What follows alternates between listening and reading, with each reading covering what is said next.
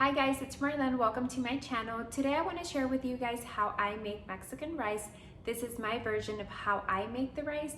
There's so many different versions out there depending of what part of Mexico the person's from or their parents are from or how they were taught to make it. There's really no right or wrong way of how to make Mexican rice. You just want to make sure that the rice is fully cooked, because if it's not, it's going to be hard, and if you overcook it, then the rice is going to get mushy. So I want to share with you guys how I make my rice. So let's go ahead and get started. The ingredients that you need to make the rice are 1 cup of long grain rice, and I always buy this brand. It always works perfect for me. You're going to need 4 ounces of oil. I'm going to be using canola oil, but you guys can use whatever oil that you want. 1 tablespoon of caldo de tomate nor, which is this one, the red one, because they also have a green one, but you want the red one. You're gonna need half a teaspoon of sazon goya, or half of the little packet. This gives it such a beautiful color.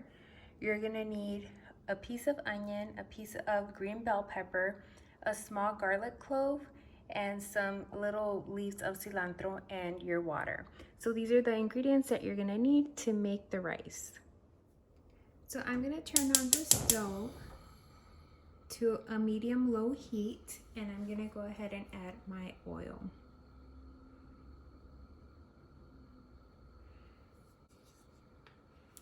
I'm gonna go ahead and add my cup of rice. I didn't wash my rice. A lot of people do. I personally don't wash it. And you want to start mixing it. You want to make sure that all the rice is coated with the oil. And you're gonna brown the rice. You want it to be a nice golden brown color. You don't want it burnt, so just keep an eye on it. You want to constantly be stirring the rice around so it doesn't get burnt. Once your rice starts to brown up, as you guys could see, it's starting to get a little color. I'm gonna go ahead and add my piece of bell pepper, my garlic, and my onion. And the reason I like to add this in like large pieces is because I don't have to put it in a blender, and that saves me a step of washing the blender. But if you guys want to go ahead and do that, you guys could blend everything up. I'll go ahead and just take the big pieces out at the end. And this is gonna give it a lot of flavor. It's very important that you continue to stir the rice. That way it starts to toast evenly. And as you guys could see, it's starting to get color. And this is what you guys want it to look like. You guys could smell it. It has like a nutty aroma. And then you start smelling the garlic, the onion, and the bell pepper as well. So I've been browning my rice for about 5 minutes, and as you guys could see, it took this beautiful color. So next I'm going to take my spoon and just make sure I have all the little grains down to the center. I'm going to bring my heat down to a low heat before I add my water, because if you don't, it's going to splash everywhere. I'm going to be using 18 ounces of water. Once I bring the rice to a simmer, I'm going to go ahead and add my consomate and the sazon goya to it, and this is going to give it a lot of flavor and that beautiful color.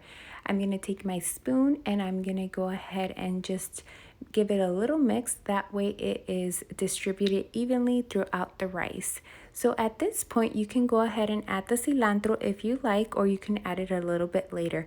So at this point, I'm going to go ahead and cover my rice, and I'm going to let it cook for about, I want to say 15 minutes.